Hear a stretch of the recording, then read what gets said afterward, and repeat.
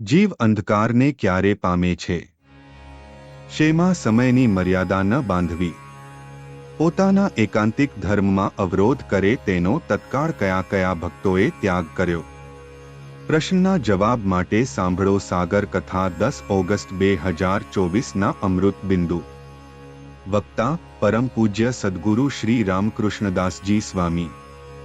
શ્રી સ્વામિનારાયણ સંસ્કારધામ ગુરુકુળ ધ્રાંગધ્રા. દીકરા દીકરીઓએ એવું આદર્શ અને સંયમી જીવન કેળવવું જોઈએ કે માતા પિતાને એની ચિંતા ન હોય, એના તરફથી માતા પિતા બિલકુલ નિશ્ચિંત રહેતા હોય. આપણા થકી કોઈ નિર્ભય રહે, આપણા જીવનથી આપણી રહેણીકરણીથી કોઈ નિર્ભય રહે, આ મોટામાં મોટી સેવા અને મોટામાં મોટી તપસ્યા છે. ભગવાનના ભક્તે પોતાના એકાંતિક ધર્મમાં ખોટ આવે એવા પદાર્થો, સંગ, ચીજ વસ્તુઓ, સગા સંબંધીઓ, ઇન્દ્રિયો, અંતકરણ એનો તુરંત જ તત્કાળ ત્યાગ કરી દેવો પડે. ભરતજીને એકાંતિક ધર્મમાં પદાર્થ અવરોધ કરી ગયું તો એને નક્કી કર્યું હવે તે પદાર્થથી દૂર રહેવું, કોઈ સગા સંબંધીમાં પ્રીતિ ન કરી. મૌન રાખ્યું, જાણી જોઈને એને બ્રાહ્મી સ્થિતિને સ્વીકારી.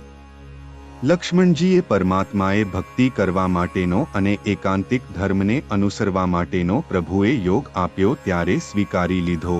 રાજ્ય, ધન, સમૃદ્ધિ, પત્ની બધાનો ત્યાગ કરી અને રામસીતાની સેવામાં જોડાઈ ગયા.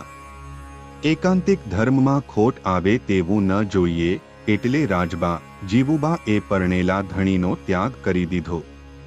પ્રહલાદજીએ સગા પોતાના બાપનો ત્યાગ કર્યો કેમ કે એકાંતિક ધર્મમાં એ અવરોધ કરે છે. એકાંતિક ધર્મમાં ખોટ કરે અને અવરોધ આવે એટલે જમકુબાઈએ રાજા, રાજ્યો અને સંપત્તિ, પરિવાર બધું સુખ છોડી અને પ્રભુના ચરણમાં આખું ધરી દીધું. ભગવાનનું નામ, સ્મરણ, કથા, કીર્તન આ એક ભવસાગરને તરવા માટેનું નાવ છે. સુખના નિધિ અને સુખનું સદન અને સુખનો વિશ્રામ એક પરમાત્માની મૂર્તિ છે. સંસાર સંબંધી, જગત સંબંધી, માયા સંબંધી વિષયો જીવ ગ્રહણ કરે અને ભોગવે તો જીવ અંધકારને પામે છે. શાસ્ત્રમાં જે આપણને બતાવ્યું છે એનું ઉલ્લંઘન કરીને બહેનોએ પુરુષ ભક્તોનું મહાત્મય ન સમજવું અને બહેનો ભક્તોનું પુરુષ ભક્તોએ મહાત્મય ન સમજવું, શાસ્ત્રની મર્યાદામાં રહીને સમજવું તો કોઈ વિઘ્ન નથી, નહીતર વિઘ્નના પૂરેપૂરા સંભવ છે. સંત સમાગમ નિત્ય કરવો, આખા દિવસનું ચડેલું વિષયનું ઝેર સંત સમાગમથી ઉતરી શકે છે. સૌભરી ઋષિએ 60,000 વર્ષ સુધી વાયુ ભક્ષણ કરી અને કઠિન તપસ્યા કરી તોય વિષયનો ડંખ લાગ્યો. સંત સમાગમથી દેહાત્મ બુદ્ધિ ટળે છે અને દેહના સંબંધીઓની મમત્વ બુદ્ધિ ટળે છે. શરીર, વ્યવહાર અને જવાબદારી એના નિભાવ પૂરતું કરવું એ આશક્તિ નથી, પણ એથી ઉપરાંત જેટલું બધું થાય છે આશક્તિ છે. ધ્યાન, ભજન, અનુષ્ઠાનમાં બેસો તો એમાં સમયની મર્યાદા ન બાંધો, વિષયોમાં મર્યાદા બાંધવી.